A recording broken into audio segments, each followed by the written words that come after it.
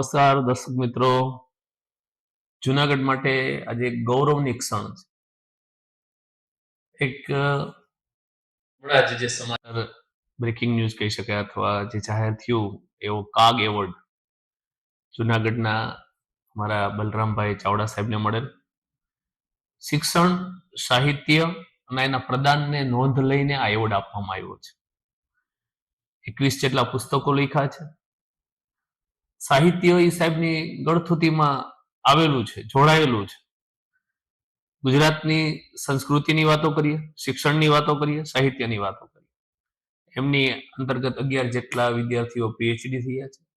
આજે આપણે એવા આ પ્રોફેસર પ્રિન્સિપલને સાથે સંવાદ કરવા જઈ રહ્યા છીએ.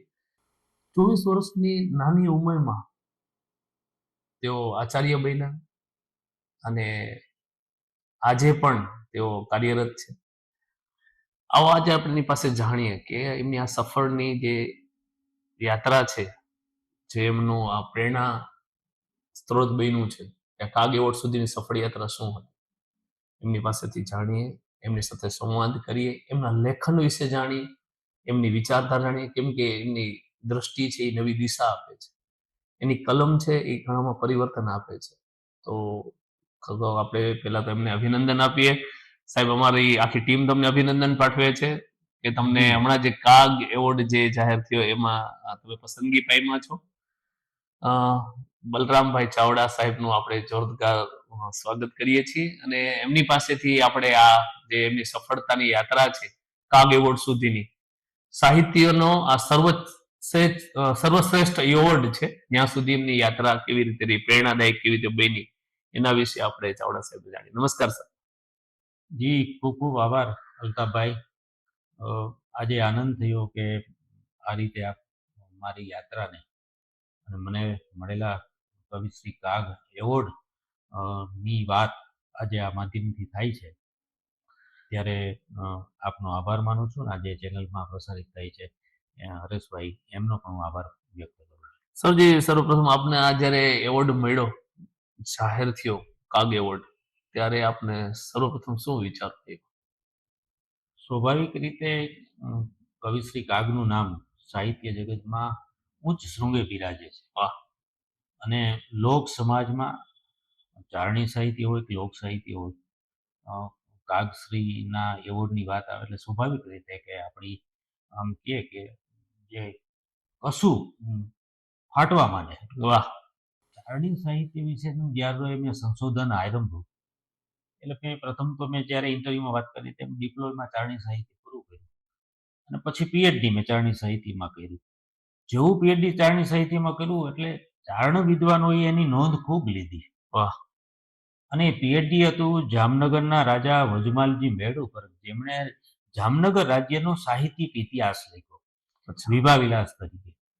એટલે જામનગરની આખી જે રાજ કરતી પેઢી હતી, જામ રાવલથી માંડી અને જામ રણજીત સુધી, જેમના નામે રણજી ટ્રોફી રમાય છે, રણજી ટ્રોફી રમાય છે, ત્યાં સુધીનો આખો ઇતિહાસ એમણે સાહિત્યમાં કંડાર્યો. તો આ જે ઇતિહાસ લખ્યો એટલે એ લોકોએ ખૂબ નોંધ લીધી. કદાચ મેં બીજા વિષયમાં કામ કર્યું તો આટલી નોંધ ન લેવાત, એમ કે સાહિત્યના કોઈ નવલકથા ઉપર, નવલિકા ઉપર કે કવિતા ઉપર કામ કર્યું તો આટલી નોંધ ન લેવાત. પણ 6 જેટલી ચારણ સંસ્થાઓ હતી, એમણે મારું બહુમાન કર્યું. એટલે સૌથી આનંદ તો ત્યાં જ હતો કે એક જે સરસ્વતી પુત્રો જેમને કહો છો, એ જ્યારે તમારું સન્માન કરે છે તો ત્યારે તમારી જવાબદારી તો વધે જ છે. કામ કરવાનું તમારે આગળ વધવાની પ્રેરણા તો મળે જ છે, પણ એનો આનંદ એટલા માટે બેવડાય છે. મેઘાણી જ્યારે ચારણોની સભામાં બોલ્યા ત્યારે એમ કીધું, હું તો ચારણોનો ટપાલી છું. અને એ વ્યક્તિ ચારણોમાં સભામાં બોલ્યા અને એકેય ચારણ અવાજ કર્યા વિના એને સાંભળતા હતા, ત્યારે એનો આનંદ હતો. અને એટલા માટે કે એ વિચાર કરતા હતા, હું સરસ્વતી પુત્રોની વચ્ચે બોલું છું અને એમાં કોઈ પણ ભૂલ ન ચાલે. એ વખતે ત્યાંના જે મહેડુપુરના જે લોકો હતા, એમણે મારું સન્માન તો કર્યું, પણ પુરસ્કાર આપ્યો ને આવવા જવાનું ભાડું પડે. એટલે કહેવાનો અર્થ એ છે, નોંધ લેવાય છે, એટલી નોંધ લેવાય છે. એટલે એ પછીથી જ્યારે કાગ એવોર્ડ મળે છે ત્યારે એનો આનંદ એ રીતે લેવડાય અને ચારણી સાહિત્યમાં જે કામ થયું છે એની નોંધ પણ ખૂબ આજે સરસ લેવાય છે.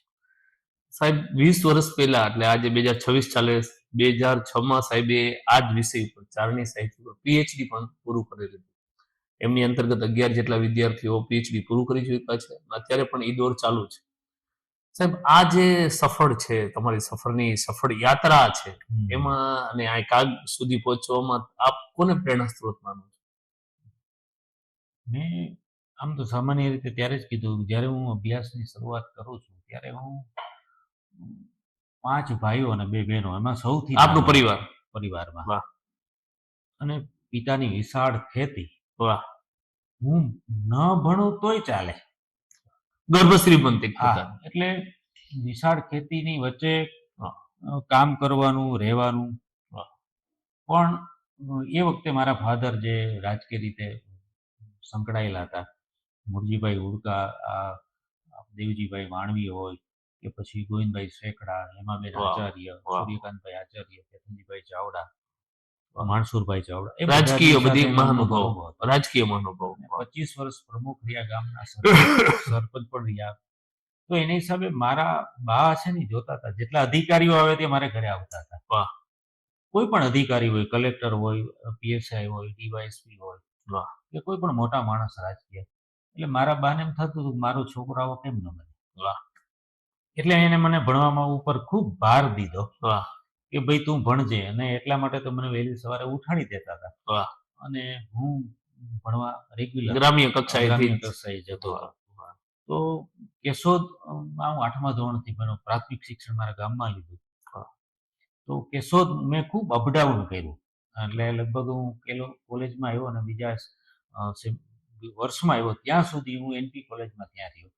કેશોદની એલકે હાઈસ્કૂલમાં શિક્ષણ લીધું માધ્યમિક સુધીનું. કોલેજ છે 2 વર્ષ ત્યાં એનપીમાં લીધું. એટલે રોજ 3 કિલોમીટર છે એ ખુંબડી ફાટક સુધી જવાનું, કે જ્યાં અત્યારે ટોલ નાકું છે ત્યાં સુધી રોજ ચાલીને જવાનું. વોક કરતો ડેલી? હા, વોકિંગ કરીને. અને પછીથી ત્યાંથી એલકે હાઈસ્કૂલ અથવા તો એનપી કોલેજ સુધી હું જતો. તો આ એક શિક્ષણની યાત્રા હતી. કે ભાઈ રોજ 5 વાગે ઉઠવાનું, 5:30 6 વાગે ત્યાંથી નીકળી જવાનું, 7 વાગે ફાટકે પહોંચવાનું, ત્યાંથી બસ પકડવાની. એટલે નિત્યક્રમ વહેલા ઉઠવાનો તો થઈ ગયો હતો, પણ 4 વાગે ઉઠીને વાંચવાનું શરૂ કરતો હતો. એટલે આ બધી જે મારા બાનું જે સપનું હતું, એને તમારે સાકાર કરવા, એને મેં સાકાર કરવા માટે હું ભણ્યો. કે ભાઈ એની અપેક્ષાઓ આ રીતે પૂરી થતી. અને બીજું એ હતું કે પછી તો ભણતરની સાથે ક્યાંક ને ક્યાંક પ્રોત્સાહન મળતું, સારા શિક્ષકો મળ્યા જે અહીંયા સુધી પહોંચાડવામાં, એટલે એ યાત્રામાં સીડી બન્યા છે. એટલે આપણે ત્યાં એમ કહેવાય ને કે ભાઈ જેને છત સુધી પહોંચવું છે એને સીડીની જરૂર પડે, પણ જેને આકાશને આંબવાની ઈચ્છા છે એને તો પાંખો જ ફેલાવવી પડે. એટલે પાંખો ફેલાવવાની શરૂઆત છે ભણતર દરમિયાન. ખૂબ સરસ. સાહેબની આપણે આ શિક્ષણ યાત્રા પણ જોઈ. સાહેબ, એક આપ પ્રોફેસર તરીકે પણ ઝાઝા સમયથી જોડાયેલા છો, તો તમે વિદ્યાર્થીઓમાં કયા મૂલ્યો વિકસાવવા માટે વધારે પડતું એમ કે મહત્વ આપો છો? એટલે મેં જે તમને કીધું એમ કે હું શિક્ષણમાં જોડાયું ત્યારે હું તળ સાથેથી જ જોડાયો છું. ગ્રાસરૂટ લેવલથી જોડાયેલો, પાયાની વાતો છે મિત્રો. કે હું ખેડૂત પુત્ર છું અને પછીથી હું શિક્ષણની યાત્રા તરફ જાઉં છું. તો જ્યારે પણ દાખલા તરીકે હું પ્રિન્સિપાલ બન્યો 24 વર્ષની ઉંમરે, વહીવટી કામ પણ એટલું જ સૌરાષ્ટ્ર યુનિવર્સિટીમાં કર્યું ને સીધો 93માં પૂરું કરીને 94માં હું નોકરીમાં લાગુ છું. અને 1-3-94 પછી 1-9 થી હું ઇન્ચાર્જ પ્રિન્સિપાલ તરીકે મને ટેબલ ના બધી માણાવદર કોલેજમાં ઇન્ચાર્જ પ્રિન્સિપાલ બન્યો. પણ હું મૂળને ભૂલતો નથી. એટલે પેલા મકરંદ દવે કહે ને કે ભાઈ પગલું માંડું અવકાશમાં ને જોઉં નીચે હરિવરનો હાથ. એટલે હરિવર એટલે આ સમાજના લોકો છે. એનો હાથ આપણે જોઈએ છે. તો એને હું ક્યારેય ભૂલ્યો નથી કે ભાઈ તમે જ્યાં જીવતા હતા, જેની સાથે જીવતા હતા, તમે એ માહેના જ માણસ છો. તમે આ પદ ઉપર પહોંચી જાઓ તમે ત્યારે એને ભૂલવાના નથી. એટલે એ બધું એના હિસાબે મારું મિત્ર વર્તુળ ખૂબ મોટું છે. મારા ગામનું હોય, કેશોદનું હોય, જ્યાં નોકરી અભ્યાસ દરમિયાન હોય, અને જુનાગઢ અને સૌરાષ્ટ્ર યુનિવર્સિટી અને ભક્ત કવિ નરસિંહ મહેતા યુનિવર્સિટી. તો આ બધાની સાથેનું આખું જોડાણ હોય. એટલે નોકરી દરમિયાન હું 24 વર્ષની ઉંમરથી જ નોકરીમાં લાગુ છું. ભણાવવાનું કામ કરું છું. ઇન્ચાર્જ આચાર્ય તરીકેની જવાબદારી સંભાળું છું. શું વાત છે. જુદા જુદા આ સાહિત્યિક વર્તુળો છે એની સાથે પણ જોડાઉં છું. હમ. એટલે અમારું જે ગુજરાતી અધ્યાપક સંઘ છે એની સાથે પણ હું 1994 થી જોડાણો. એમાં મંત્રી તરીકે પણ સેવાઓ આપી, કારોબારી સભ્ય તરીકે પણ છું, આગામી પ્રમુખ તરીકે પણ મારી એમાં વરણી થવાની છે. વાહ, ખૂબ સરસ. તો એ બધી યાત્રા દરમિયાન મેં આ તળને ભૂલ્યો નથી. અને અધ્યાપક તરીકે જ જીવો છું. આચાર્ય તરીકે હોવા છતાં હું અધ્યાપકોની વચ્ચે રહ્યો છું. વાહ. એટલે કોઈ પણ હું કાર્યક્રમ કરું છું ત્યારે બધા મિત્રો મને સપોર્ટ કરે છે એનું કારણ એ છે વાહ. કે હું આચાર્ય તરીકે નથી જીવો, પણ સંકલનથી અધ્યાપક તરીકે વાહ, મારું ખૂબ સરસ, જીવન ખૂબ છે. સરસ. સાહેબ, આમ શિક્ષણ અને સાહિત્યની ઘણી બધી વાતો થઈ. સંઘર્ષ માણસની જિંદગી સાથે વણાયેલો છે. સંઘર્ષ આવતો જ નથી. આપણને કેવા પડકારો ઝીલવા પડ્યા અથવા આપની કારકિર્દીનો કયો સંઘર્ષ એવો રહ્યો કે જે આપ અમારી સાથે શેર કરશો? સંઘર્ષ આમ જુઓ તો કાંઈ નથી. ઘણી વખત લોકો કર્મને સંઘર્ષ માની લેતા હોય છે. જી. દાખલા તરીકે હું ભણતો હતો એ દરમિયાન રોજ મેં સવારમાં ઉઠીને જાઉં, 3 કીચડ કિલોમીટર હોય, જેટલું 3 કિલોમીટર ચાલવાનું અને હોય છે. 3 પાછું આવવાનું થાય. 6 કિલોમીટર ઈ સમયમાં હાલવાનું. કેશોદ કોલેજ જવાનું હોય તો તમારે દોઢ 2 કિલોમીટર કેશોદથી કોલેજ થાય. અચ્છા. તો એ તમારે કરવું પડે છે. એ સંઘર્ષ નથી, એ પાર્ટ ઓફ લાઈફ છે. એટલે કે જીવનનો એક ભાગ છે.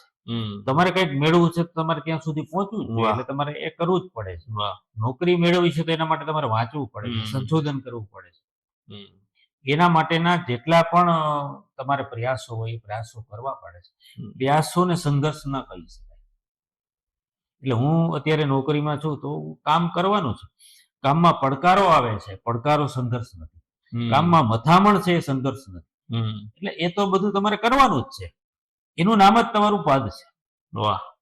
જ્યારે હું અહીંયા જોડાણો ત્યારે પેથલજીભાઈ સાથે ત્યારે હયાત હતા. 2009 થી સાહેબ કામ અહીંયા કર્યું. આચાર્ય તરીકે છે. અને આ કાર્યક્રમનું મેનેજમેન્ટ, આ પત્રકાર મિત્રોની પરિષદ હોય, બધું મેનેજમેન્ટ મારા ભાગે આવતું હતું. વાહ. એટલે એક મિત્રે બાપુજીને એમ કીધું, ભાઈ જો બલરામ કેટલું બધું કામ કરે, તો એ કે કરે જ નહીં, પ્રિન્સિપાલ છે, એને આ જ કરવાનું હોય છે. વાહ.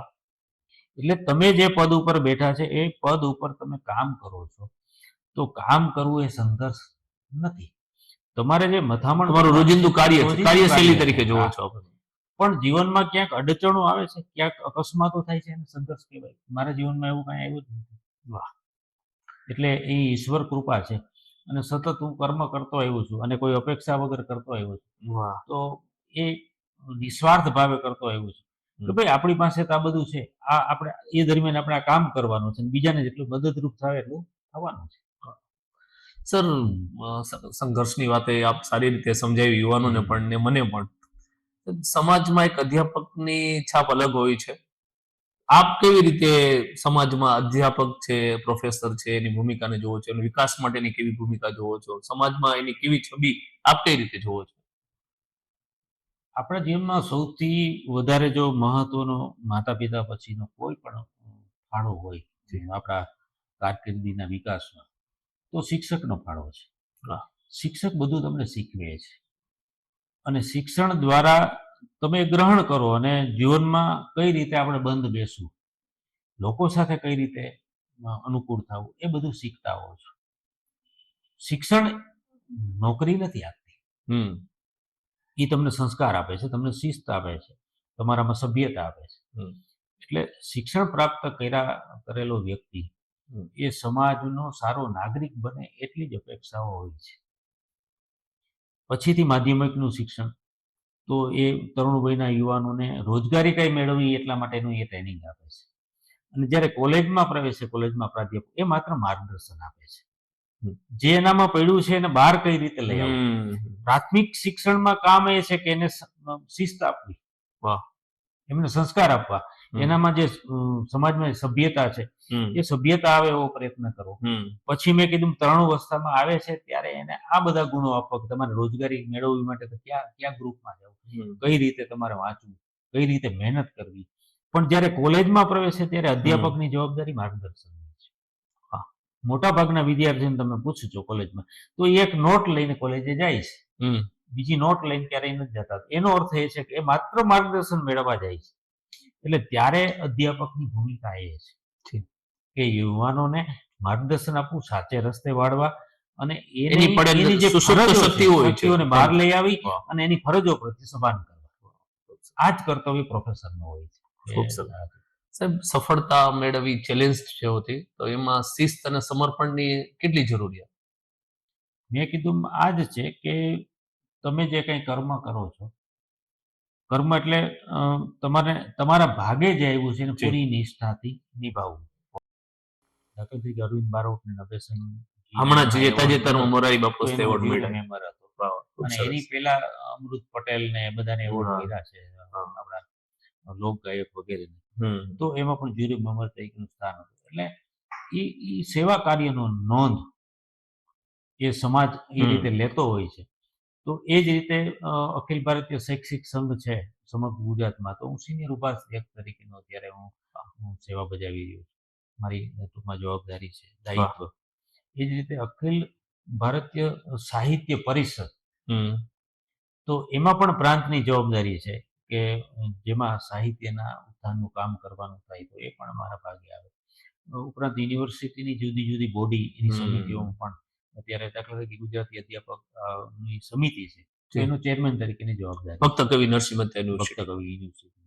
અને હોમ સાયન્સ ફેકલ્ટીમાં ડીન તરીકેની જવાબદારી. વાહ, ખૂબ તો સરસ. એ કર્મને કારણે મારા કામને નોંધ કાર્યને લઈને એ કારણે. જવાબદારી આવી છે. જી જી. નહીં કોઈ એવું પેલું નથી કે એની હિસાબે, પણ લોકો આવી નોંધ લેતા હોય છે. અને એટલા માટે તમે કામ કરો અને કોઈ જાતની અપેક્ષા વગર કરો.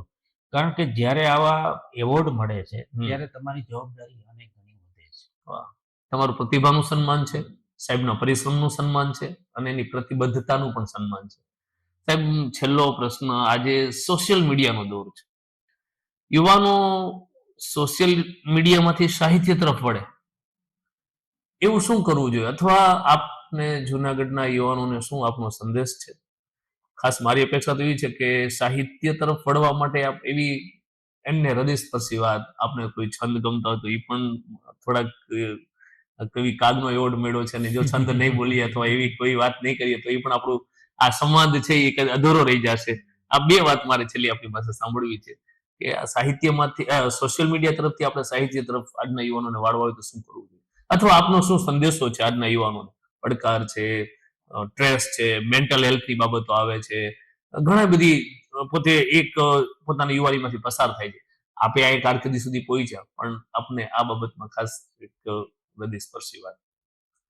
ચારણી સાહિત્યમાં અને લોક સાહિત્યમાં એક દોહો છે કે ચરણ ધરત ચિંતા કરત ચાહત ન સોર ઓર ભોર હા. સુબરન કો ઢૂંઢત ફિરત કવિ કામી અરુચોર.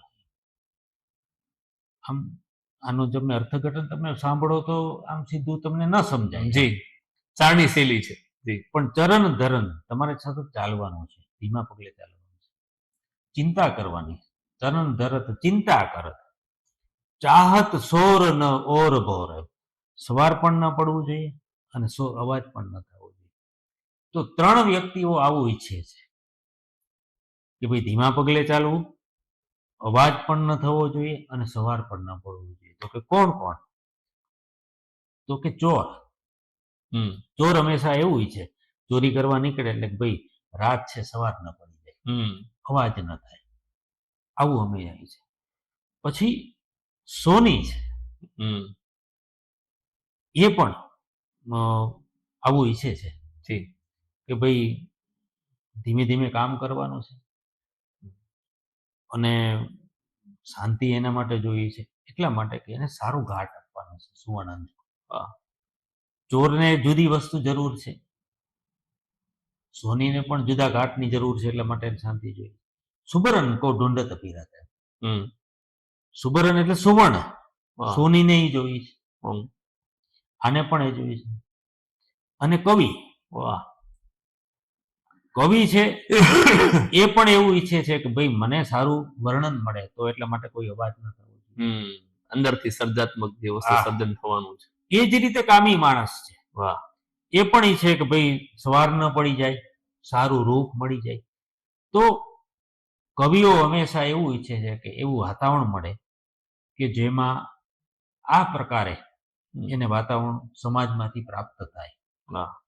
સારા વર્ણનો માટે એ હંમેશા પ્રયત્નશીલ હોય છે, સારી શોધ માટે હંમેશા પ્રયત્નશીલ હોય છે, અને સમાજમાં એ સારું વર્ણન એ કરે અને લોકો ખુશ થાય એના માટે બહુ મહત્વનું છે. પણ તમે કાગ એવોર્ડની વાત કરતા હતા, જ્યારે પણ તમને ક્યાંક એવોર્ડ મળે છે, ભાઈ આઈડેન્ટિટી એવોર્ડ મળ્યો છે ત્યાંથી પૂરતું નથી. મોરારી બાપુ એક સરસ મજાની વાત કહેતા કે શિક્ષકની જવાબદારી, સમાજમાં કામ કરતા માણસોની જવાબદારી, એ બધા સગર્ભ વ્યક્તિ છે, સગર્ભ વ્યક્તિઓ છે. પત્રકારો એ પણ સગર્ભ વ્યક્તિ છે. એટલા માટે કે એને ચાલવામાં પણ ધ્યાન રાખવાનું છે, એને બોલવામાં પણ ધ્યાન રાખવાનું 100%. જેમ સગર્ભા સ્ત્રી ચાલવામાં પણ ધ્યાન રાખે, બોલવામાં પણ ધ્યાન રાખે, ખાવા પીવામાં પણ ધ્યાન રાખે. કારણ કે મને ખબર છે કે મારે બોલવાનું છે એટલે હું તેલવાળું તીખું નહીં ખાઉં. મારે બીજા સાથે વાર્તાલાપ કરવાનો છે તો એ વાર્તાલાપ દરમિયાન હું માંદો ન પડું, મારું ગળું ન પકડાય, એટલા માટે મારે કાળજી રાખવાની છે. સગર્ભા પણ આ ધ્યાન રાખે છે. એને બોલવામાં પણ ધ્યાન રાખવું. જાહેરમાં એને બોલવાનું છે તો જેવા તેવા શબ્દો એ ન બોલી શકે, એની જવાબદારી છે.